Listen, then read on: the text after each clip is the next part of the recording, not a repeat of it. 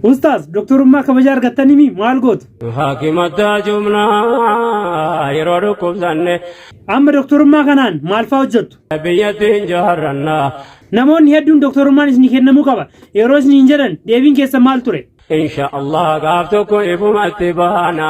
Mee har'a maalirraa dubbanna? Waa'ee barnootaarraa waa dubbachuu yaana. Barumsa kam? Barumsa idilee kan nuu jennu amma. Barumsi idilee kun garuu kan eenyuti? Nisaa mamnee malee innis dur keenyuma. Maal yaadaa jirtu ree? Duris keenya ture ammas deebifachuu. Hayyee waa barachuu irratti amantiin keenya maal jedha? Amantiin nuti rigaa keenya waa barachuu. Ilmiin Islaamaa hoo? Ilmi Islaamaa jarri beekumsa yoonse hoo. Jarri garuu ilaalcha akkamii nuuf qabu? Wallaala nu seete nu laalte duubatti. Akkam gochuu qabna ree? Kanaaf sanas barree jaraan qixee ta'u. Gaafas maal ta'a? Gaafas wal qixxaanne yoos waliin haasa'u. Barnoonni maal fa'aa tola? Duniyaa akhiraaf tola. Hayyee barnoota akkamii barachuu qabna?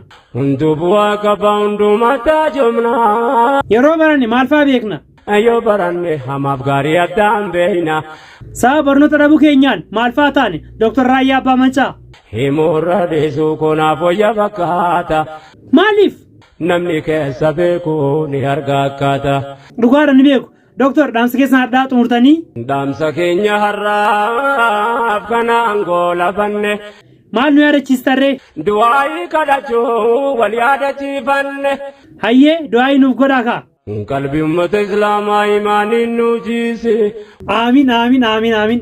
Takka nuuf dabalaa intarvii kan xumuraa. Warra diiniif yaadu hunda gammachiise.